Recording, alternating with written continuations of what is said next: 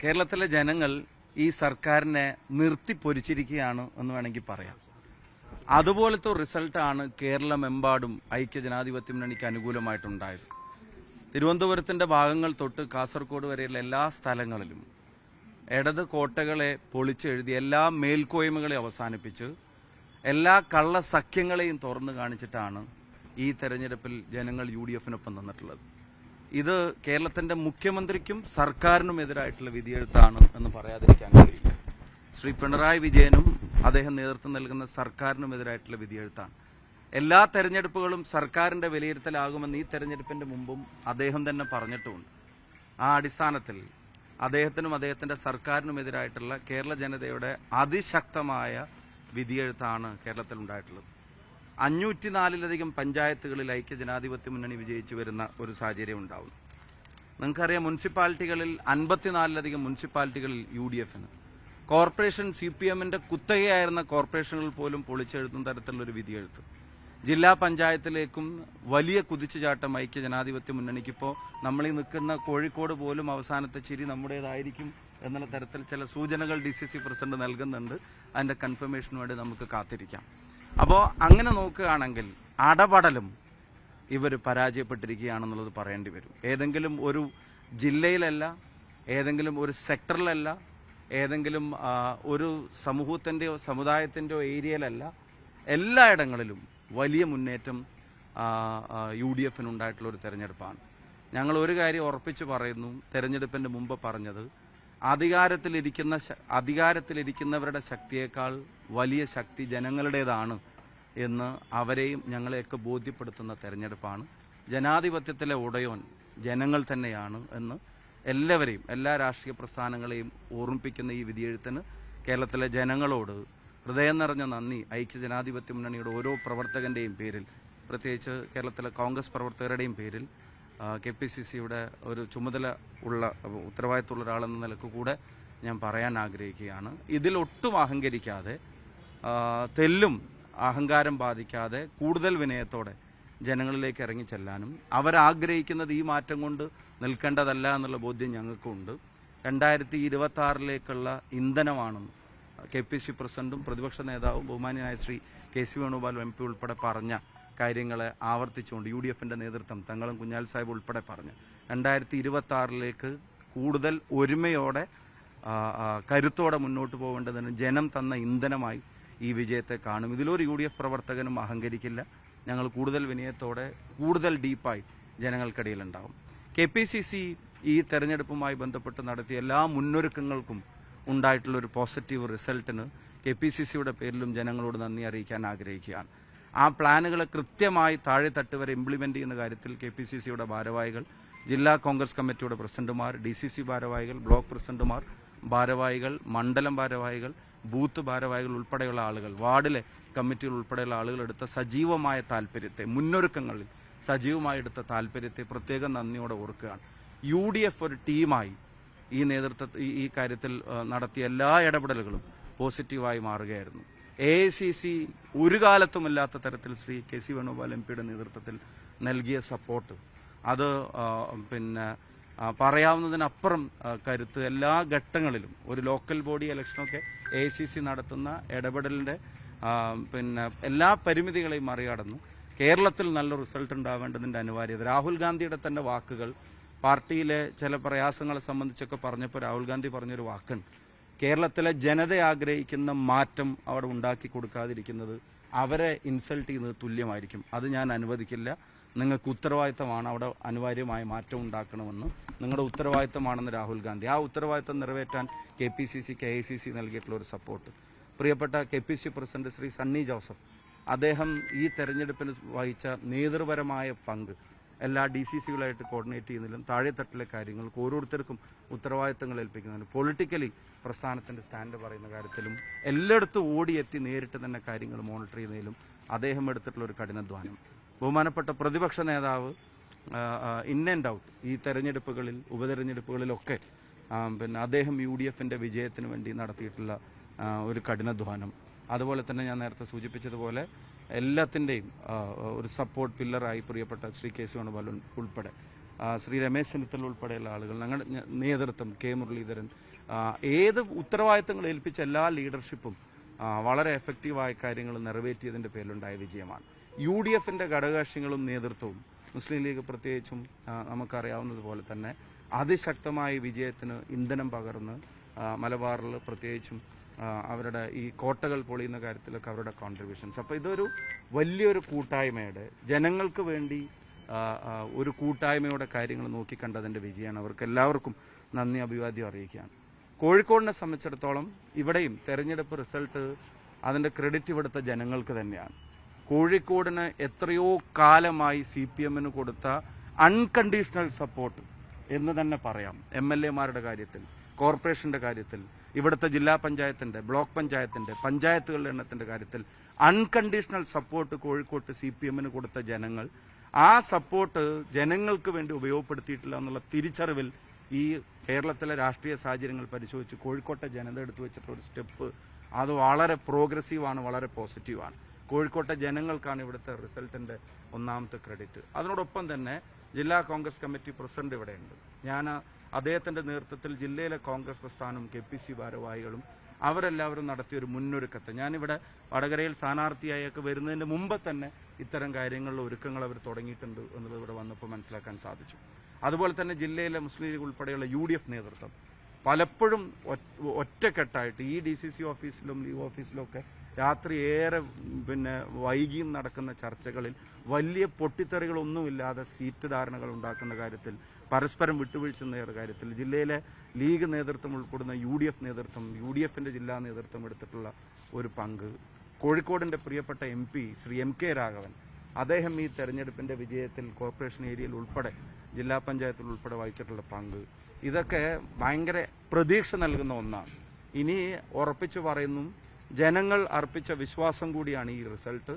അതുകൊണ്ട് തന്നെ അതിനൊരു കണ്ടിന്യൂറ്റി വന്നാൽ അടുത്ത നിയമസഭാ തെരഞ്ഞെടുപ്പിലും കോഴിക്കോട് നിന്ന് അനിവാര്യമായ മാറ്റങ്ങൾ ഉണ്ടാക്കാൻ കഴിയും എന്നുള്ളത് തന്നെയാണ്. ഇനി ഒരു കാര്യം കൂടെ പറഞ്ഞിട്ട് ഞാൻ നിങ്ങളുടെ ചോദ്യങ്ങളിലേക്ക് വിടാം. എന്നെ സംബന്ധിച്ചിടത്തോളം വടകരയിലെ ജനങ്ങളോട് എത്ര നന്ദി പറഞ്ഞാലും മതിയാവില്ല. ഈ തെരഞ്ഞെടുപ്പിൽ പ്രത്യേകിച്ചും വടകരയിലുണ്ടായ ചരിത്ര വിജയത്തിന് വടകരയിലെ മുഴുവൻ ജനാധിപത്യ വിശ്വാസികളോടും അവർ UDFൽ അർപ്പിച്ച വിശ്വാസത്തിന് ഹൃദയം നിറഞ്ഞ നന്ദി രേഖപ്പെടുത്തുകയാണ്. വടകരയിൽ ചരിത്ര മുന്നേറ്റമാണ് പല പഞ്ചായത്തുകളിലും ഉണ്ടായത്. ഇപ്പം 2-2.5 പതിറ്റാണ്ടിന്റെ ചരിത്രം തിരുത്തിയ പഞ്ചായത്തുകൾ മാത്രം നിങ്ങളൊന്ന് എടുത്തു നോക്കുക. പുറമേരി UDF ജയിക്കും എന്നാരും എളുപ്പത്തിൽ വിചാരിക്കുന്ന ഒരു പഞ്ചായത്തല്ല.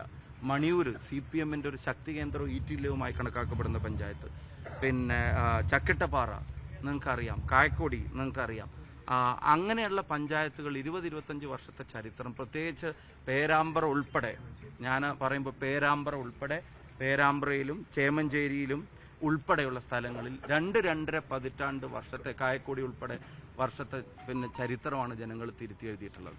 പേരാമ്പ്രയിലെ കാര്യം പറയുകയാണെങ്കിൽ പേരാമ്പ്ര പഞ്ചായത്ത് 25 വർഷം, കൂത്താളി പഞ്ചായത്ത് 10-20-25 വർഷം, ചക്കിട്ടപ്പാറ 20-25 വർഷം, അതുപോലെ തന്നെ ചെറുവണ്ണൂർ പഞ്ചായത്ത് നിലനിർത്തുന്നു, ചങ്ങരോത്ത് ശക്തമായി തിരിച്ചുപിടിക്കുന്നു, തുറയൂർ തിരിച്ചുപിടിക്കുന്നു, പരാജയപ്പെട്ട നൊച്ചാട് പോലും ഒരു മെമ്പർ ഉണ്ടായിരുന്നിടത്ത് 6-7 എത്തുന്നു, വിജയത്തിലേക്ക് മേപ്പയൂർ 1-2 മെമ്പർമാരുള്ളതിന് 6 എത്തുന്നു, വിജയത്തോളം എത്തുന്ന തരത്തിൽ അരിക്കുളം ഞങ്ങളുടെ ഏറ്റവും വീക്കായിട്ടുള്ള സ്ഥലമെന്ന് കണക്കാക്കപ്പെടുന്നിടത്ത് പോലും 6-7 സീറ്റിലേക്ക്, 1-2-7 സീറ്റിലേക്ക് കാര്യങ്ങൾ എത്തുന്നു. അവിടുത്തെ ബ്ലോക്ക് പഞ്ചായത്തുകളുടെ കാര്യത്തിൽ, ജില്ലാ പഞ്ചായത്ത് ഡിവിഷന്റെ കാര്യം, അഴിയൂർ RMP സ്ഥാനാർത്ഥി TPയുടെ ഘാതകരെ തുറന്നു വിടാവോ എന്നുള്ള ഫയൽ വീണ്ടും ഓപ്പൺ ചെയ്യുന്ന ഈ സർക്കാരിനെതിരായിട്ടുള്ള പ്രതികരണങ്ങളിൽ ഇപ്പോഴും അവിടുത്തെ ജനങ്ങൾ എങ്ങനെ ഒരുമിച്ച് നിൽക്കുന്നു നിങ്ങൾ നോക്കുക. ചോറോട് ഒരിക്കലും ഞങ്ങൾക്ക് കിട്ടില്ല എന്ന് വിധിയെഴുത്തിയെടുത്ത് യൂത്ത് കോൺഗ്രസിന്റെ ജില്ലാ പ്രസിഡന്റ് ആ സീറ്റ് പിടിച്ചെടുക്കുകയാണ്.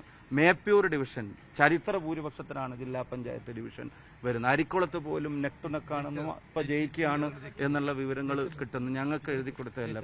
പയ്യോളി അങ്ങാടി ഡിവിഷനിൽ, നാദാപുരത്ത്, ഇങ്ങനെ ജില്ലാ പഞ്ചായത്ത് ഡിവിഷനിലേക്ക് നടത്തുന്ന തെരഞ്ഞെടുപ്പിൽ പോലെല്ലാം ആ വടകര മേഖലയിലെ ജനങ്ങൾ വ്യാജ പ്രചരണങ്ങൾക്കും കള്ളപ്രചരണങ്ങൾക്കും അക്രമങ്ങൾക്കും അതിക്രമങ്ങൾക്കും എതിരായിട്ടുള്ള ലോക്സഭാ പാറ്റേണിനെ ഓർമ്മപ്പെടുത്തുന്ന തരത്തിലുള്ള ഒരു ജനവിധി വീണ്ടും ഞങ്ങൾക്ക് തന്നിരിക്കുകയാണ്.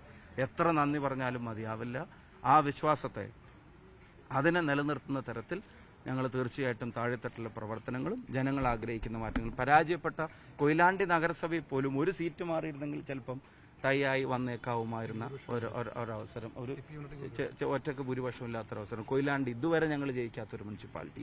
ഇനി കോഴിക്കോട് കോർപ്പറേഷനിലേക്ക് വന്നാൽ ഞാൻ ഉറപ്പിച്ചു പറയുന്നു, ഇത് വിജയത്തോളം പോകുന്ന ഒരു റിസൾട്ട് തന്നെയാണ് എന്ന് പറയാതിരിക്കാൻ കഴിയില്ല. കോഴിക്കോട്ടെ കോർപ്പറേഷനിലേത് അത് ചിട്ടയായിട്ടുള്ള പ്രവർത്തനം, കഠിനാധ്വാനം കൊണ്ട് UDF ഒരുമ കൊണ്ടുണ്ടാക്കിയ റിസൾട്ടാണ്. ഈ കോർപ്പറേഷൻ ഭരണത്തിൽ ഇപ്പോൾ CPM തുടരുന്നത് ഒരുതരം സാങ്കേതികത്വത്തിന്റെ പേരിലാണ്. ഒന്ന്, അവരുടെ തുടർച്ചയ്ക്ക് വേണ്ടി എങ്ങനെ ഈ കോർപ്പറേഷന്റെ സീറ്റുകൾ BJPക്ക് അനുകൂലമായി വെട്ടിമുറിക്കാമെന്ന് CPM നടത്തിയ റിസർച്ചാണ് BJPയെ ഇവിടെ ഇങ്ങനെ എത്തിച്ചത്. തിരുവനന്തപുരത്തും അതേ പാറ്റേൺ ആണ് കാണുന്നത്. BJPക്ക് കേരളത്തിൽ ഉണ്ടായിട്ടുള്ള നേട്ടത്തിന് നന്ദി പറയേണ്ടത് നരേന്ദ്രമോദിയോടല്ല, ശ്രീ പിണറായി വിജയനോടാണ് BJP നേതൃത്വം നന്ദി പറയേണ്ടത്. അതുപോലെയാണ് കോർപ്പറേഷനിൽ ഞങ്ങളുടെ സീറ്റുകൾ ഞങ്ങൾ അവിടെ മെച്ചപ്പെടുത്തി, തിരുവനന്തപുരത്ത് ഞങ്ങൾ മെച്ചപ്പെടുത്തി. ഇവിടെ ഈ സീറ്റുകൾ, നിങ്ങൾ കോഴിക്കോട്ടെ മാധ്യമ പ്രവർത്തകരാണല്ലോ, ഈ സീറ്റുകൾ ഇത്ര BJPക്ക് വരുന്ന തരത്തിൽ എങ്ങനെയാണ് ഇവിടുത്തെ സീറ്റുകളെ ഇവർ കീറി മുറിച്ചിട്ടുള്ളത് എന്നുള്ളൊരു പരിശോധന നിങ്ങൾ നടത്തി നോക്കുക.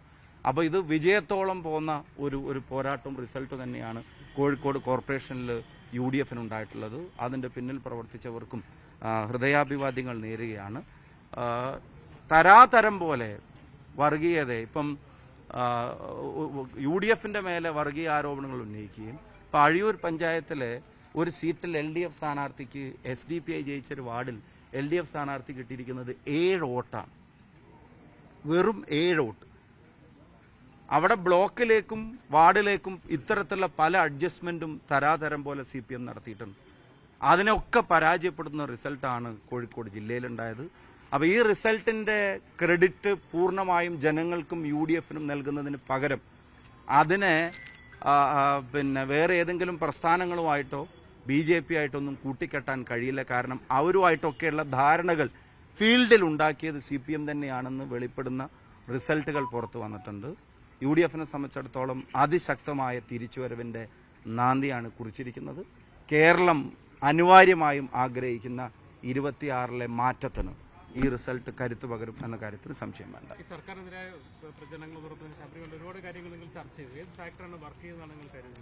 ശബരിമല ഒരു പ്രധാനപ്പെട്ട ഇഷ്യൂ തന്നെയാണ്. മുഖ്യമന്ത്രി ശബരിമല ഈ തെരഞ്ഞെടുപ്പിൽ ഒരു ചർച്ചയാവില്ല എന്ന് പറയുന്നത് ധിക്കാരപരമായ സമീപനമായിരുന്നു. കാരണം ഒരു സർക്കാർ സംവിധാനം അത് നേരിട്ട് അയ്യന്റെ സ്വർണം കവർന്നത് നോക്കി നിന്ന് അത് മൂടി വെച്ച് മറച്ചു വെച്ച് കോടതിയുടെ ഇടപെടൽ ഉണ്ടാവുന്നത് വരെ അത് പുറത്തു പോലും അറിയാതെ കാത്ത അവരുടെ ജാഗ്രത പാർട്ടിക്കാരെ സംരക്ഷിക്കാൻ അത് കേരളത്തിലെ ജനങ്ങൾ തിരിച്ചറിഞ്ഞിട്ടുണ്ട്. ശബരിമല ഒരു ഫാക്ടർ തന്നെയാണ്. രണ്ടാമത്, ജനങ്ങൾക്കിടയിൽ ഈ ഗവൺമെന്റ്, ഞാൻ ശബരിമല ഫാക്ടർ എന്ന് പറയുമ്പോൾ അതൊരു കമ്മ്യൂണിറ്റി ഫാക്ടർ മാത്രമായിട്ട് കരുതരുത്. ശബരിമലയിൽ അമ്പലക്കള്ളന്മാരോട് കടക്ക് പുറത്ത് എന്ന് പറഞ്ഞവരിൽ കേരളത്തിൽ ജാതി മത വ്യത്യാസമില്ലാതെ മതമുള്ളവനും ഇല്ലാത്തവനും ഒക്കെ ഗവൺമെന്റിന്റെ ആ സമീപനത്തിനെതിരായിട്ട് വോട്ട് ചെയ്തിട്ടുണ്ടെന്ന കാര്യത്തിൽ സംശയം വേണ്ട. അവർ വിശ്വാസം അർപ്പിച്ചത് UDFൽ തന്നെയാണ്. പിന്നെ ജനകീയ പ്രശ്നങ്ങളിലുള്ള ഈ ഗവൺമെന്റിന്റെ നിലപാട്, അവരൊരു പക്ഷേ കോവിഡ് കാല ഓർമ്മകളുടെ പേരിലായിരിക്കും ലാസ്റ്റ് മിനിറ്റ്, അതാണിന്ന് MM മണിയുടെയൊക്കെ പ്രസ്താവന കൊണ്ട് വ്യക്തമാക്കുന്നത്. AKG സെന്ററിൽ എന്തെങ്കിലും ആനുകൂല്യങ്ങൾ ജനങ്ങൾക്ക് എടുത്തു കൊടുത്തതുപോലെ, ഔദാര്യം കൊടുത്തതുപോലത്തെ പ്രതികരണമാണ് ശ്രീ MM മണിയുടെ വാക്കുകൾ. സത്യം പറഞ്ഞാൽ ജനങ്ങളാണ് സർക്കാരിന് പൈസ കൊടുക്കുന്നത്, ജനങ്ങളുടെ നികുതി പണത്തിൽ നിന്നാണ് സർക്കാരിന് പൈസ കിട്ടുന്നത്. അത് ജനങ്ങൾക്ക് വേണ്ടി വിനിയോഗിക്കാൻ ഉത്തരവാദിത്വമുള്ളവരാണ് സർക്കാർ. ആ കൊടുത്തതിനെ വാങ്ങി സാപ്പാടടിച്ചിട്ട് പിന്നെ തിരിഞ്ഞു കുത്തി എന്നൊക്കെ പറയുന്നത് ആരുടെയും തറവാട്ട് വകയിൽ നിന്നോ പാർട്ടി ഓഫീസിൽ നിന്നോ കൊടുത്ത തുകയൊന്നും അല്ല, ജനങ്ങളുടെ പൈസയാണത്. അതും മറന്നുകൊണ്ടുള്ള ഇവരുടെ ഭരണകൂട ധിക്കാരവും അഹങ്കാരവും, അധികാരം തലക്കടിച്ച പെരുമാറ്റം, അത് റാങ്ക് ആൻഡ് ഫയലിൽ കംപ്ലീറ്റ് ഉണ്ടാവുകയാണ്. അതിന് നേതൃത്വം നൽകുന്ന ആള് തൊട്ട് താഴെ തട്ട് വരെ അങ്ങനെ ജനങ്ങളോട് പെരുമാറാൻ തുടങ്ങുകയാണ്. ഇപ്പം ലാസ്റ്റ് മിനിറ്റ് ജനങ്ങളുടെ കണ്ണിൽ പൊടിയിട്ടാൽ അത്രയേ ഉള്ളൂ കേരളത്തിലെ ജനങ്ങൾ എന്നവർ കേരളത്തിലെ ജനങ്ങളെ അണ്ടർ എസ്റ്റിമേറ്റ് ചെയ്തു, സാധാരണക്കാരെ അണ്ടർ എസ്റ്റിമേറ്റ് ചെയ്തു. വാങ്ങി സാപ്പാട് അടിക്കാൻ കൊടുത്താൽ അപ്പം തിരിഞ്ഞ് വോട്ട് കുത്തുന്നവരാണെന്ന് അവർ കേരളത്തിലെ ജനങ്ങളെ അണ്ടർ എസ്റ്റിമേറ്റ് ചെയ്തു എന്നുള്ളതാണ് ആ പ്രസ്താവനയുടെ കാര്യം. അപ്പോൾ ആ ധിക്കാരത്തിനും അഹങ്കാരത്തിനും ഉൾപ്പെടെ ഇവിടുത്തെ പോലീസിങ്ങിന്റെ, ഇവിടുത്തെ അഴിമതിയുടെ, സാമ്പത്തിക രംഗത്തെ, തീരദേശ പ്രശ്നങ്ങളെ, മലയോര മേഖലയിലെ പ്രശ്നങ്ങളെ, വികസന പ്രശ്നങ്ങൾ, തെരുവനായുടെ മാലിന്യ പ്രശ്നം ഉൾപ്പെടെ ലോക്കൽ ബോഡിയായിട്ട് ബന്ധപ്പെട്ട പ്രശ്നങ്ങൾ, എല്ലാ പ്രശ്നങ്ങളിലും ജനങ്ങൾക്കുള്ള അവരുടെ പ്രതിഷേധമാണ് ഇവിടെ രേഖപ്പെടുത്തപ്പെട്ടത്. അത് തീർച്ചയായിട്ടും ഇത് ജനങ്ങളുടെ വിജയം തന്നെയാണ്. അൾട്ടിമേറ്റ്ലി കേരള വിജയം നിങ്ങൾക്ക് ഉണ്ടായപ്പോഴും BJP വളരെ സിഗ്നിഫിക്കന്റ് ആയ ഒരു റോളിലേക്ക് വരികയാണ്. തിരുവനന്തപുരം കോർപ്പറേഷൻ അവരുടെ കയ്യിലേക്ക് എത്തുന്നു. കോഴിക്കോട് കോർപ്പറേഷനിൽ അവർ 7 ഉണ്ടായിരുന്നതിൽ നിന്നും ഇരട്ടിയിലോ അടുത്തോളം വരുന്നു. ഇത് ഒരു അപകടകരമായ സൂചനയാണല്ലോ. അതിനെ എങ്ങനെയാണ് നിങ്ങൾ അഡ്രസ് ചെയ്യാൻ പോകുന്നത്? അതല്ല, അതൊരു സ്റ്റേറ്റ് വൈഡ് പ്രതിഭാസമല്ല. അത് സി പി എം ചില ഇടങ്ങളിൽ എന്നുവെച്ചാൽ BJPക്ക് ഇപ്പോൾ ഉണ്ടായിട്ടുള്ള 1-2 ഇടങ്ങളിലെ അഡ്വാൻറ്റേജിന് മറുപടി പറയേണ്ടത് CPM ആണ് യഥാർത്ഥത്തിൽ. കോഴിക്കോട് കോർപ്പറേഷന്റെ കാര്യത്തിൽ കൃത്യമായിട്ട് പറയാം. നിങ്ങൾ കോഴിക്കോട്ടെ മാധ്യമപ്രവർത്തകർ കഴിഞ്ഞ തവണത്തെ ഇവിടുത്തെ സീറ്റിന്റെ പുനർനിർണയവും ഇത്തവണ CPM നേതൃത്വം എങ്ങനെയാണ് സീറ്റുകളെ പുനർനിർണയിച്ചത്, വോട്ടുകൾ എവിടെയൊക്കെ ചേർത്തിയിട്ടുണ്ടെന്നുള്ള പരിശോധന നിങ്ങൾ നടത്തിക്കോ. ഞങ്ങൾ പറയുന്നത് നിങ്ങൾ വിശ്വാസത്തിലെടുക്കണ്ട, നിങ്ങൾ നടത്തിക്കോ. അവര് ജയിച്ച ഇപ്പൊ ചാലപ്പുറത്ത് BJP ആണ് ജയിച്ചെന്ന് പറഞ്ഞല്ലേ, കോഴിക്കോട് കോർപ്പറേഷനിൽ അവിടെ CPM LDF സ്ഥാനാർത്ഥി എത്രാം സ്ഥാനത്താ? കോൺഗ്രസിന്റെ സിറ്റിംഗ് സീറ്റാണ് അവിടെ. അതാണ് സീറ്റിനെ, യെസ്, അവിടെയാണ് കോൺഗ്രസിന്റെ സിറ്റിംഗ് സീറ്റിനെ BJPക്ക് വേണ്ടി മുറിച്ചു കൊടുത്തതാണ് CPM. BJPയുടെ സീറ്റ് ഇവിടെ കൂടിയിട്ടാണെങ്കിലും ഇവിടെ UDFനെ പരാജയപ്പെടുത്തിയെന്ന് കോഴിക്കോട് കോർപ്പറേഷനിൽ CPM ആഗ്രഹിച്ചു എന്നുള്ളതിന്റെ, നിങ്ങൾ ആ സീറ്റ് വെട്ടിമുറിച്ചതിൽ വോട്ടുകൾ അങ്ങോട്ടും ഇങ്ങോട്ടും തിരിച്ചിട്ടതിന്റെ കണക്ക് വേണമെങ്കിൽ ഞങ്ങൾ മാധ്യമങ്ങളുടെ മുമ്പിൽ ഞങ്ങൾ പ്രസന്റ് ചെയ്യാം. അല്ല, ഞാൻ പറയുന്നത് 4ാം സ്ഥാനത്തേക്ക് LDF പോകുന്നത് അതിന്റെ കാരണം എന്താ?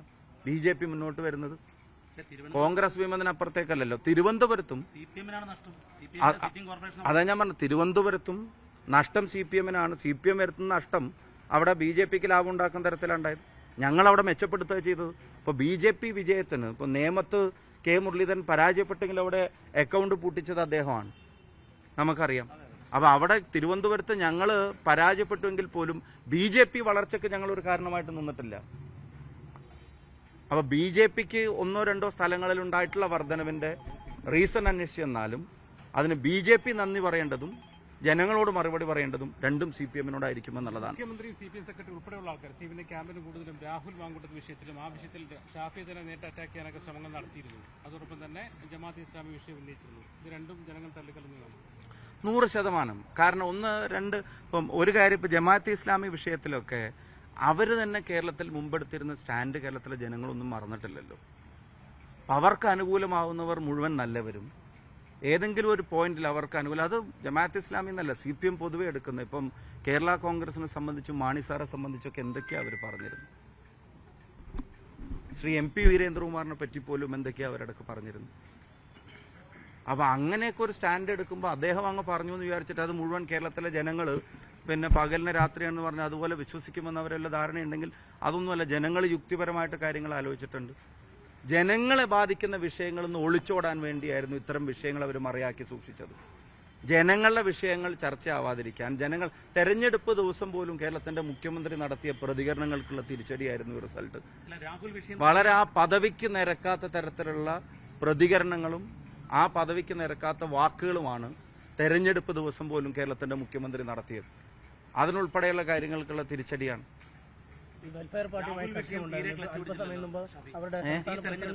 ഏറ്റവും പ്രധാനപ്പെട്ട ചർച്ചയായത് ആ ദിവസങ്ങളിൽ രാഹുലിന്റെ വരവ് ഇതൊക്കെയായിരുന്നു. ആ വിഷയം തീരെ ക്ലച്ച് പിടിച്ചിട്ടില്ല ഈ തെരഞ്ഞെടുപ്പിൽ. വാർത്തയായത് അത് ഈ തെരഞ്ഞെടുപ്പിൽ പ്രതിഫലിച്ചില്ല. അതാ ഞാൻ പറഞ്ഞു, വാർത്തയായത് ജനങ്ങളെ ബാധിക്കുന്ന വിഷയങ്ങൾ. ആ വിഷയത്തിൽ പോലും കോൺഗ്രസ് ധീരമായിട്ടുള്ള ഒരു സ്റ്റാൻഡ് എടുത്തിട്ടില്ലേ? കോൺഗ്രസിനെ കുറ്റപ്പെടുത്താൻ കഴിയാത്ത തരത്തിൽ കോൺഗ്രസ് ആ വിഷയത്തിൽ സ്റ്റാൻഡ് എടുത്തിട്ടില്ലേ, നിലപാടെടുത്തിട്ടില്ലേ? അപ്പൊ ജനങ്ങൾ അതെല്ലാം പരിശോധിച്ചിട്ട് തന്നെയാണ് ജനങ്ങൾ അവരുടെ വോട്ട് രേഖപ്പെടുത്തിയിട്ടുണ്ടാവുക. ഒന്ന്, അവരെ സംബന്ധിച്ചിടത്തോളം ഇതൊരു ഷോക്കായിരിക്കും. അവര് വിചാരിച്ചത് ഞാൻ നേരത്തെ സൂചിപ്പിച്ചതുപോലെ ഒരു ലാസ്റ്റ് മിനിറ്റ് ഹാൻഡിലിംഗിൽ എം എം മണിയുടെയൊക്കെ വാക്കെടുത്താൽ വാങ്ങി ശാപ്പാടടിക്കാൻ കൊടുത്തു എന്നുള്ളൊരു വിശ്വാസത്തിൽ അതോടുകൂടി ജനങ്ങൾ മുഴുവൻ തിരിഞ്ഞൊന്ന് കുത്തിക്കോളും എന്നൊക്കെയുള്ള ഒരു ജനങ്ങളെ അണ്ടർ എസ്റ്റിമേറ്റ് ചെയ്തു പോയ ഭരണ നേതൃത്വവും സർക്കാരുമാണ്. ഇനി ഒരു കാര്യം, CPM പ്രവർത്തകരോടും സാധാരണ പ്രവർത്തകരോട് ഈ സർക്കാരിന്റെ ചെയ്തികളെ ബാലറ്റിലൂടെ ചോദ്യം ചെയ്ത സാധാരണ പ്രവർത്തകർ വടകര പ്രദേശത്തൊക്കെ ഉണ്ട്. അല്ലെങ്കിൽ ഈ പിന്നെ 4 നൂറ്റാണ്ട് കാലത്തെ ചരിത്രം ഒറ്റയടിക്ക് ഇത്രയും പഞ്ചായത്തുകൾ തിരിഞ്ഞു വരണമെങ്കിൽ അതിൽ കുറച്ചൊക്കെ അവരുടെ വോട്ടുണ്ടാവും, അത് കാണാതിരിക്കാൻ കഴിയില്ല. അപ്പോൾ ആ സർക്കാരിന്റെ ചെയ്തികളെ ബാലറ്റിലൂടെ ചോദ്യം ചെയ്ത അവർക്ക് ചിലപ്പോൾ അവരുടെ പാർട്ടിയോട് സ്നേഹം ഉണ്ടാവും, പക്ഷെ ഭരണത്തിലിരിക്കുന്നവർക്ക് സർക്കാരിനോട് മാത്രമാണ് സ്നേഹം എന്ന് മനസ്സിലായപ്പോൾ, അധികാരത്തോട് മാത്രമാണ് സ്നേഹം എന്ന് മനസ്സിലായപ്പോൾ അതിനെ തിരുത്താൻ ഇറങ്ങിയ ചില CPM പ്രവർത്തകരൊക്കെ ഉണ്ടാവും, അനുഭാവികളൊക്കെ ഉണ്ടാവും. അവരെ കാര്യം മെൻഷൻ ചെയ്യാതിരിക്കാൻ പറ്റില്ല. വടകര റീജിയണിലൊക്കെ അങ്ങനെ പറഞ്ഞത് ഈ തെരഞ്ഞെടുപ്പിൽ ഞങ്ങൾക്ക് സഹായമായിട്ടുണ്ട്. 3.0 എന്ന് അവരെവിടെയെല്ലാം എഴുതി കാണിച്ചിട്ടുണ്ടോ അത് ഞങ്ങളെ വല്ലാതെ ഈ തെരഞ്ഞെടുപ്പിൽ സഹായിച്ചിട്ടുണ്ട്. ആ പ്രചരണത്തിൽ നിന്ന് അവർ പുറകോട്ട് പോകരുത് എന്നുള്ള അഭ്യർത്ഥന കൂടെ ഞങ്ങളിപ്പം വെക്കാൻ ആഗ്രഹിക്കുകയാണ്. കാരണം അത് അവർ നടത്തും തോറും ജനങ്ങൾ കൂടുതൽ ഗൗരവത്തോടെ ഈ തെരഞ്ഞെടുപ്പിൽ ഇൻവോൾവ് ചെയ്യും. ഞങ്ങളെ കുറച്ച് ചീത്തയൊക്കെ പറയും, നിങ്ങൾ കുറച്ചും കൂടെ നേരാവണം, കുറച്ചും കൂടെ രംഗത്തിറങ്ങണം, കുറച്ചും കൂടെ സജീവമാവണമെന്ന് ഞങ്ങളെ കുറച്ച് ചീത്തയൊക്കെ ജനങ്ങൾ പറയും. ഷാഫി, സാധാരണ യുഡിഎഫിന്റെ ഒരു പ്രധാന പ്രശ്നം ഒരു വിജയം കഴിഞ്ഞു കഴിഞ്ഞാൽ പിന്നെ പണിയെടുക്കില്ല. അപ്പം പഞ്ചായത്തിൽ നല്ല ഗംഭീരമായി വിജയിച്ചു, ഇനിയിപ്പം വീട്ടിൽ പോയിരിക്കും, അത് കഴിഞ്ഞ് അസംബ്ലിയിൽ തോൽക്കുന്നതാണ് നമ്മൾ പൊതുവെ കണ്ടൊരു ചരിത്രം. അപ്പൊ അത് ഇല്ലാതിരിക്കാൻ എന്ത് ജാഗ്രതയാണ്? അല്ല, അതിപ്പോ ഒരു അങ്ങനെ ഒരു പെർസെപ്ഷൻ ക്രിയേറ്റ് ചെയ്യാൻ ശ്രമിക്കുകയാണ്. ഇപ്പൊ ഞങ്ങൾ ഇങ്ങനെ ജയിച്ചു നിൽക്കുമ്പോൾ പോലും അതിന്റെ ഒരു ഗ്രേസ്, ആ ഗ്രേസ് ഫുള്ളായിട്ട് അക്സെപ്റ്റ് ചെയ്തതിന് പകരം ചെറുതായിട്ടുള്ള ഒരു CPM വാദം അതിനകത്തുണ്ട്. ഞങ്ങൾ തൃക്കാക്കര ജയിച്ചപ്പോൾ ഞാൻ പറയാം, ഞങ്ങൾ തൃക്കാക്കര ജയിച്ചപ്പോൾ പറഞ്ഞു അത് സിറ്റിംഗ് സീറ്റ് ആയതുകൊണ്ടാണ് എന്ന് പറഞ്ഞു. ഞങ്ങൾ പുതുപ്പള്ളി ജയിച്ചപ്പോഴും പറഞ്ഞു അത് സിറ്റിംഗ് സീറ്റ് ആയതുകൊണ്ടാണ്. അതിന്റെ ശേഷം ഞങ്ങൾ പാർലമെന്റ് തെരഞ്ഞെടുപ്പിൽ ജയിച്ചു, അപ്പോൾ അത് പാർലമെന്റ് തെരഞ്ഞെടുപ്പാണെന്ന് പറഞ്ഞു. അതിന്റെ ശേഷം ഞങ്ങൾ നിലമ്പൂർ തെരഞ്ഞെടുപ്പിൽ ജയിച്ചു. അതിന്റെ മുമ്പ് ഞങ്ങൾ പാലക്കാട് തെരഞ്ഞെടുപ്പിൽ ജയിച്ചു. ഞങ്ങൾ തോറ്റ നിലമ്പൂർ ഞങ്ങൾ തിരിച്ചു പിടിച്ചു. അപ്പം ഞങ്ങൾ കുറച്ചായിട്ട് ഓരോ തെരഞ്ഞെടുപ്പ് ജയിച്ചിട്ടും അടുത്ത തെരഞ്ഞെടുപ്പിന്റെ പണിയെടുത്ത് ജയിപ്പിച്ചിട്ട് തന്നെയാണ് ഇവിടെ നിൽക്കുന്നത്. ഇനിയിപ്പോൾ ഈ തെരഞ്ഞെടുപ്പിൽ ലോക്കൽ ബോഡി ആയതുകൊണ്ട് ഞങ്ങൾക്ക് ഇത്ര വലിയ വിജയം ഉണ്ടാവുമെന്നുള്ളത് നിങ്ങൾ പോലും പ്രതീക്ഷിച്ചിട്ടുണ്ടാവില്ല. യെസ്, അപ്പോൾ നിങ്ങളുടെ അത്തരം എക്സ്പെക്ടേഷൻസിനെ മറികടക്കുന്ന പ്രകടനം അടുത്ത അസംബ്ലി തെരഞ്ഞെടുപ്പിലും ജനങ്ങൾക്കൊപ്പം നിന്ന് UDF നേടും. അപ്പോൾ അത്തരം ഒരു പെർസെപ്ഷൻസിനെ അതിനെ ക്രിയേറ്റ് ചെയ്യാൻ ഞങ്ങൾ അനുവദിക്കില്ല. പിന്നെ താങ്കൾ സൂചിപ്പിച്ചതുപോലെ UDF നേതൃത്വവും സഹപ്രവർത്തകരും ഇനിയിപ്പം ഉണ്ടാകാൻ പോകുന്നത് ഇപ്പം ചെറിയ എന്തെങ്കിലും ഒരു വർത്താനോ വാർത്തയോ വരുമ്പോഴത്തേക്കും അതാണ് കേരളത്തിലെ ഏറ്റവും വലിയ പ്രശ്നം എന്നുള്ള തലക്കുള്ള വലിയ വാർത്തകളാണ് സൃഷ്ടിക്കപ്പെടുന്നത്. അതല്ല, ജനങ്ങൾക്കിടയിലെ ചർച്ചയും വാർത്തകളും തമ്മിലുള്ള അന്തരം ചില ചാനലുകൾ പ്രത്യേകിച്ചും മനസ്സിലാക്കാനും കൂടെ ഈ വിധി ഉപകാരപ്പെടും എന്നുള്ളതാണ് ഞങ്ങൾ ഉദ്ദേശിക്കുന്നത്. ഈ വാർത്തകളും ചർച്ചകളും തമ്മിലുള്ള, ജനങ്ങൾക്കിടയിലെ ചർച്ചയും തമ്മിലുള്ള ചില അന്തരം അത് അവർക്ക് മനസ്സിലാക്കാനും കൂടെ. അപ്പം ഞങ്ങൾ ഇതിൻ്റെ പേരിൽ ഞങ്ങൾ അഹങ്കരിക്കില്ല, ഇതിൻ്റെ പേരിൽ ഞങ്ങൾ വെറുതെ കയറി വീട്ടിലിരിക്കില്ല. ഞങ്ങൾ കൂടുതൽ ഉത്തരവാദിത്തത്തോടെ, കൂടുതൽ വിനയത്തോടെ, അതെല്ലാ UDF സഹപ്രവർത്തകരോടുമായി ഒരു സഹപ്രവർത്തകർ എന്നുള്ള നിലക്ക് നമ്മളെല്ലാവരും അത്തരം കാര്യങ്ങളിൽ കൂടുതൽ ജനങ്ങൾക്കൊപ്പം നിന്ന് താഴെത്തട്ടിൽ ഇറങ്ങി നിന്ന്, കാരണം ഇത് അവർ പണിയെടുത്ത് നേടിയ വിജയം തന്നെയാണ്, ഇതാരും കൊണ്ടുവന്നതല്ല. ഒന്ന്, ഇതിന്റെ ക്രെഡിറ്റ് ജനങ്ങൾക്കാണ്. രണ്ടാ, ജനങ്ങൾക്കിടയിലേക്ക് UDFന്റെ എല്ലാ കാര്യങ്ങളെയും എത്തിച്ച സാധാരണ UDF പ്രവർത്തകൻ ഈ തെരഞ്ഞെടുപ്പ് കാലത്ത് രംഗത്ത് വന്നിട്ട് സ്ഥാനാർത്ഥി അല്ലെങ്കിലും സ്ഥാനാർത്ഥി ആഗ്രഹിച്ചിട്ട് ചിലപ്പം കിട്ടിയിട്ടില്ലെങ്കിലും ഒക്കെ ഇതിനെന്റെ പ്രസ്ഥാനവും മുന്നണിയും ജയിച്ചേ തീരുമെന്ന് ആഗ്രഹിക്കുന്ന സാധാരണ UDF പ്രവർത്തകൻ, വോട്ട് ചേർത്തിയ, ചോദിച്ച, ചെയ്യിപ്പിച്ച, കൊടി കെട്ടിയ, പോസ്റ്റർ ഒട്ടിച്ച, ബാനർ എഴുതിയ, ചുമരെഴുതിയ സാധാരണ UDF പ്രവർത്തകൻ, ആ UDF പ്രവർത്തകന്റെ കഠിനാധ്വാനത്തിനും കൂടിയുള്ള റിസൾട്ടാണ്. അത് ഞങ്ങൾ നിലനിർത്തും. ഒരു കാര്യം, വെൽഫെയർ പാർട്ടിയുമായിട്ട് അദ്ദേഹം പറഞ്ഞത് സഖ്യമുണ്ടായിരുന്നു, ആ സഖ്യം നിങ്ങൾക്ക് വലിയ തോതിൽ ഗുണം ചെയ്തിട്ടുണ്ട്, ഈ ചർച്ചകൾ നടന്നത് പോലും ഗുണകരമായി മാറി എന്ന് പറഞ്ഞു. ഞങ്ങള് സ്റ്റേറ്റ് വൈഡ് ആയിട്ട് അങ്ങനെ ഒരു ഡിസിഷൻ നിങ്ങൾക്ക് അറിയാം. ഞങ്ങൾ സ്റ്റേറ്റ് വൈഡ് ആയിട്ടാണ്. ഇപ്പോൾ പാലക്കാട് മുനിസിപ്പാലിറ്റി പോലും വലിയ ഫൈറ്റ് നടക്കുന്ന സ്ഥലമാണ്. അവിടെ UDFും വെൽഫെയർ പാർട്ടി നേർക്കുനേർ മത്സരം നടന്ന സീറ്റുകൾ ഉണ്ടായിരുന്നു. അപ്പോൾ അങ്ങനെ ഒരു സഖ്യത്തിന്റെ പരസ്യമായിട്ടുള്ള അല്ലെങ്കിൽ രഹസ്യമായിട്ടുള്ള ഒരു സഖ്യത്തിന്റെ പ്രഖ്യാപനവും ഉണ്ടായിട്ടില്ല. തെരഞ്ഞെടുപ്പിൽ ഈ പറയുന്ന ആളുകളൊക്കെ പ്രാദേശികമായിട്ട് CPM എങ്ങനെ ഡീൽ ചെയ്തു എന്നുള്ളതിന്റെ കണക്കുകളും കൂടെ നോക്കുമ്പോൾ കുറച്ചുകൂടെ വ്യക്തമാകും. വെൽഫെയർ പാർട്ടി ഞങ്ങൾക്ക് പിന്തുണ പ്രഖ്യാപിച്ചിട്ടുണ്ട്. ചില തെരഞ്ഞെടുപ്പുകളിലെല്ലാം ഞങ്ങൾക്ക് പിന്തുണ പ്രഖ്യാപിച്ചിട്ടുണ്ട്. ഞാൻ പറഞ്ഞ അങ്ങനെ സഖ്യം എന്ന് പറയുന്നത് ഈ സീറ്റ് നിങ്ങൾ മത്സരിച്ച ആ സീറ്റ് അങ്ങനത്തെ ധാരണയിലേക്ക് എത്തിയതായിട്ട് എനിക്കറിവില്ല. ഇനി ഇതിൽ അത്തരം കാര്യങ്ങൾ CPM എന്താണ് ചെയ്തിരുന്നത് എന്നുള്ളത് നിങ്ങൾ പരിശോധിച്ച് നോക്കുക. അപ്പൊ CPM അത്തരം കാര്യങ്ങളിലൊന്നും ഞങ്ങൾക്ക് ക്ലാസ് എടുക്കുന്ന തരത്തിലുള്ള ഒരിടപെടലും നടത്താൻ എന്റെ പൊന്നണ്ണ എന്ത് ചോദ്യം ചോദിക്കുന്നത്. അടുത്ത നിയമസഭാ തെരഞ്ഞെടുപ്പിലെ സ്ഥാനാർത്ഥിത്വം പാലക്കാട്ടെ മത്സരമൊന്നും ഇപ്പൊ പാർട്ടി തീരുമാനിച്ചിട്ട് ചർച്ച ചെയ്തിട്ടില്ല. ഞാൻ എന്തായാലും വടകരയിലുണ്ടാവും. ഇപ്പൊ എന്നെ ഏൽപ്പിച്ചിരിക്കുന്ന ഉത്തരവാദിത്വം അതാ കോഴിക്കോടുണ്ടാവും. ഇപ്പൊ എന്നെ ഏൽപ്പിച്ചിരിക്കുന്ന ഉത്തരവാദിത്വം അങ്ങനെയാണെങ്കിൽ കേരളത്തിൽ എല്ലായിടത്തും ഓടും. KPCCയുടെ ഭാഗമായിട്ടുള്ള പ്രവർത്തനങ്ങൾ കോഴിക്കോടുണ്ടാവുന്നുള്ളത് പറഞ്ഞു. അല്ല ഇനിയിപ്പോ അതൊക്കെ നിങ്ങൾ തീരുമാനിച്ചോ? ഞങ്ങളെ സ്ഥാനാർത്ഥി നിർണയം